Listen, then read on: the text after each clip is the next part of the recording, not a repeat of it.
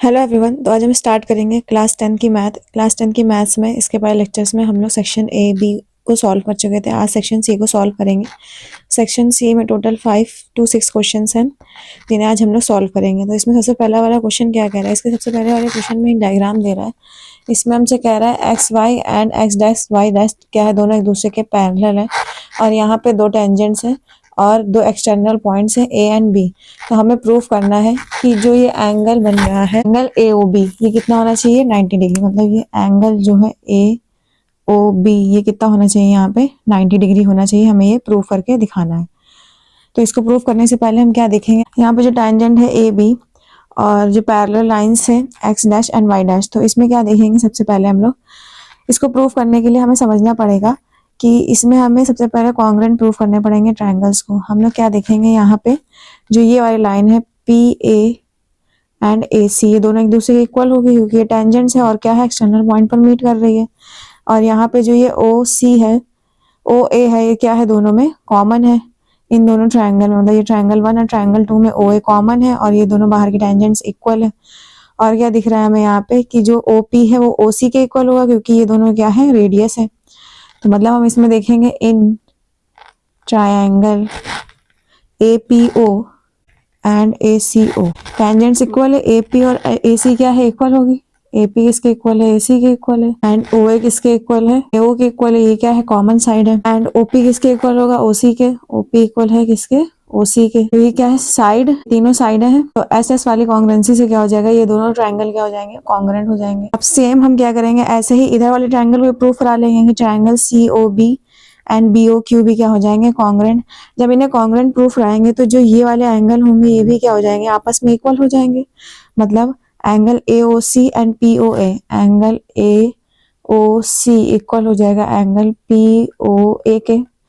Same जब इसको भी सिमिलर तरीके से जब प्रूफ कराएंगे, कॉन्ग्रुएंट प्रूफ कराएंगे, तो सी ओ बी एंगल इसके इक्वल हो जाएगा बी ओ क्यू के, एंगल बी ओ क्यू के। एक चीज हम इसमें क्या देख रहे हैं कि जो ये P angle P O Q है ये किसके इक्वल है, 180 डिग्री के इक्वल है। 180 डिग्री इक्वल है तो एंगल पी ओ क्यू का कैसे लिख सकते हैं हम लोग, P O A O C O B and B O Q कितने के इक्वल है, 180 के इक्वल है क्योंकि पी ओ ए कितना एक स्ट्रेट लाइन है जो कितने का एंगल बना रही है, 180 डिग्री का एंगल बना रही है।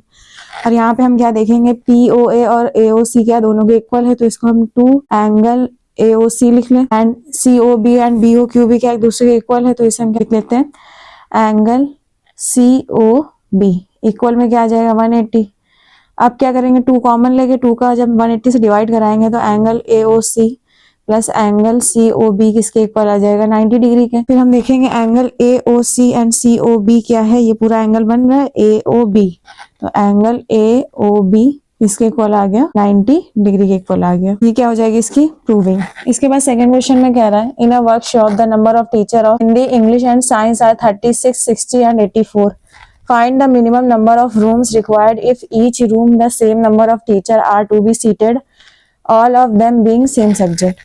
मतलब कह रहा है कि हिंदी इंग्लिश एंड साइंस के 36, 60 एंड 84 टीचर्स हैं यहाँ पे, जिसमें से हमें मिनिमम नंबर्स ऑफ रूम निकालना है। मिनिमम मतलब कम से कम जितनी भी बात करेगा हमसे मिनिमम, तो हम लोग एचसीएफ निकालेंगे। और अगर ज्यादा ज्यादा या मैक्सिमम की बात करता है तब हम क्या करते हैं, एलसीएम निकालते हैं। तो इसका मतलब हमें यहाँ क्या निकालना पड़ेगा, 36, 60 एंड 84 का एचसीएफ निकालना पड़ेगा। 36 का एलसीएम निकालेंगे। 36 का एलसीएम कैसे निकालते हैं, इस टाइप में निकालेंगे, 2 1 जा 2 8 जा 16, 2 9 जा 18, 3 3 जा 9 एंड 3 1 जा। 60 का एलसीएम निकालेंगे। 60 कैसे निकालेंगे, 2 3 जा 6 0। 84 का सेम ऐसे एलसीएम निकालेंगे, 2 4 जा 8, 2 2 जा 4, 2 2 जा 4, 2 1 जा 2, 3 7 जा 21, 7 1 जा 7। जब इनका एचसीएफ निकालेंगे तो 2 स्क्वायर क्या है, दोनों में कॉमन दिख रहा है और 3 की पावर 1 दोनों में कॉमन दिख रही, 3 की पावर 1 लिखेंगे।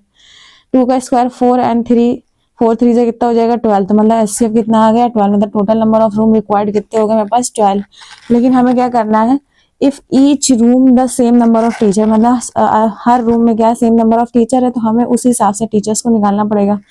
तो अगर मेरे पास 36 टीचर्स हैं, उन्हें 12 रूम्स में ढालना है तो उन्हें डिवाइड कराना पड़ेगा हमें। और देन इसी तरह 60 को भी 12 से डिवाइड करा के 84 को भी 12 से डिवाइड कराना पड़ेगा। 12 3 से 36 एंड 7 से कितना हो जाएगा, 84। हमें क्या करना है, इसमें टोटल नंबर ऑफ रूम्स निकालने हैं। तो टोटल नंबर ऑफ रूम्स कितने हो जाएंगे यहाँ पे, 3 + 5 + 7 कितना हो जाएगा 15। तो टोटल नंबर ऑफ रूम कितने रिक्वायर्ड होंगे हमें 15। ये क्या हो जाएगा इसका आंसर। इसके बाद क्वेश्चन नंबर 28 है, इसमें कह रहा है find the zeros of the quadratic polynomial 2x² minus 1 plus 2 root 2 and bracket के बाहर क्या है x plus root 2 and verify the relation between the zeros and the coefficient of the polynomial निकालना है हमें।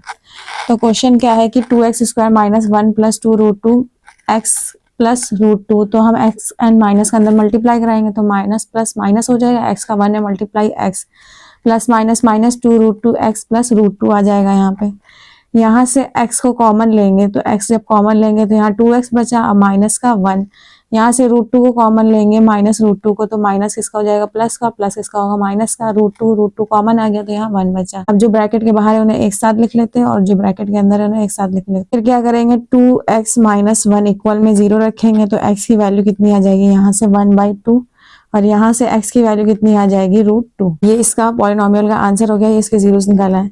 इसके बाद क्या करा था हमें इसके बीच रिलेशन निकालना है कोफिशिएंट का, तो वो क्या हो जाएगा माइनस बी अपॉन में a एंड c अपॉन में a होता है।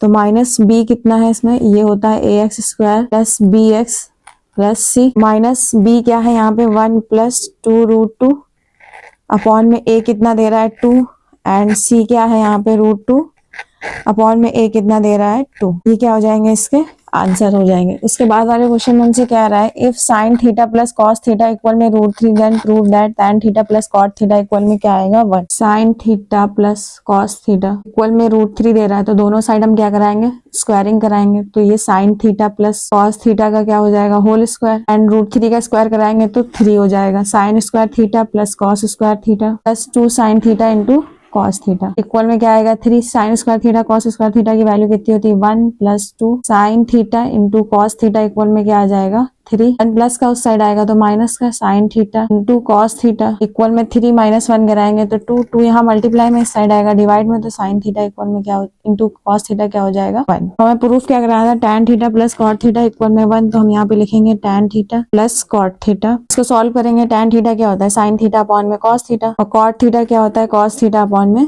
Sine theta. देन इसका क्रॉस मल्टीप्लिकेशन कराएंगे तो साइन थीटा से मल्टीप्लाई तो sine square theta plus cos theta का कॉस थीटा से मल्टीप्लाई तो कॉस स्क्वायर थीटा अपॉन में क्या आएगा sine theta into cos theta. Sine square theta plus cos square theta की वैल्यू 1 अपॉन में sine theta into cos theta आ जाएगा। Sine theta into cos theta की वैल्यू कितनी थी 1, तो 1 अपॉन में 1 मतलब 1। तो ये क्या होगा इसकी प्रूविंग। इसके बाद वाले क्वेश्चन में कह रहा है the monthly income of Aryan and Raj are the ratio 4 and their monthly expenditures are in ratio 5:7। If each save 15,000 per month find their monthly income. इनकी मंथली इनकम फाइंड करनी है। हमसे कह रहा है इनकी मंथली इनकम का रेशियो कितना है 3:4। ये कितना स्पेंड करते हैं 5:7 और स्पेंड करने के बाद जो ये सेव करते हैं वो कितना सेव करते हैं 15,000 दोनों आर्यन एंड राज। तो हमें इनकी मंथली इनकम को फाइंड करना है। यहाँ पे लेट करते हैं जो आर्यन की मंथली इनकम है वो 3x है एंड राज की जो मंथली इनकम है वो कितनी है 4y और आर्यन कितना स्पेंड करता है 5 एंड राज कितना स्पेंड करता है 7y। कह रहा है इन दोनों स्पेंड करने के बाद मतलब पैसे जितनी इनकी मनी है या जितनी इनकी इनकम है उसके बाद स्पेंड करने के बाद पैसे इनके पास कितने बचते हैं 15,000। तो मतलब 3x में से आर्यन के लिए जब माइनस कराएंगे 5y तो कितना आ जाएगा 15,000। ऐसे ही सेम राज के लिए 4x मतलब उसकी टोटल इनकम में से हम उसके स्पेंड करे हुए पैसे माइनस करा दे 7y को तो कितना आ जाएगा यहाँ पे 15,000। जब इन दोनों को सॉल्व करेंगे दोनों को मतलब इक्वेशन 1 एंड इक्वेशन 2 को माइनस कराने पर क्या आएगा 3x में से 4x जाएगा तो माइनस का x प्लस माइनस 7 में से 5 जाएगा तो कितना बचेगा 2y जो कि प्लस का आएगा क्योंकि 7 क्या है बड़ी डिजिट और साइन हमेशा बड़ी डिजिट का आता है। यहाँ पे क्या बचेगा 0 क्योंकि दोनों एक दूसरे से कैंसिल हो जाएंगे तो 2y इक्वल में क्या आ जाएगा x। अब जहां जहां पे x है वहां हम क्या रख देंगे 2y। तो x की वैल्यू इक्वेशन 1 में रखने पर क्या आएगा 3x की प्लेस पर 2y माइनस का 5y इक्वल में क्या आ जाएगा 15,000। 2 3 6y माइनस का 5y इक्वल में क्या आ जाएगा 15,000। इसमें से 5 जाएगा तो 1 मतलब y की वैल्यू कितनी आ गई 15,000। y की वैल्यू 15,000 आई है तो x की वैल्यू को भी हम निकाल लेंगे यहाँ से। तो 3x माइनस 5y इक्वल में क्या आ जाएगा 15,000। 3x माइनस 5 के प्लेस पर कितना रख देंगे 15 2 में क्या आ जाएगा 15,000 इक्वल में 15,000। x की वैल्यू कितनी आ गई यहाँ पे 30,000। उसमें क्या निकालना था उनकी मंथली इनकम निकालनी थी। तो आर्यन की मंथली इनकम कितनी है 3x एक्स की प्लेस पर कितना रख देंगे 3000, 30,000 रखने पर इसकी मंथली इनकम कितनी आ जाएगी 90,000। एंड राज की कितनी है 4x, तो 4x की प्लेस पर कितना रखेंगे हम लोग यहाँ पे 30, 1,20,000 क्या हो जाएगा, इसका आंसर आ जाएगा। इसके बाद क्वेश्चन नंबर 30 है। क्वेश्चन नंबर 30 में कह रहा है on a particular Vidhi and Unnati could not decide on who could get to drive the car. They had one coin each and flipped their coin exactly 3 times. The following was agreed upon.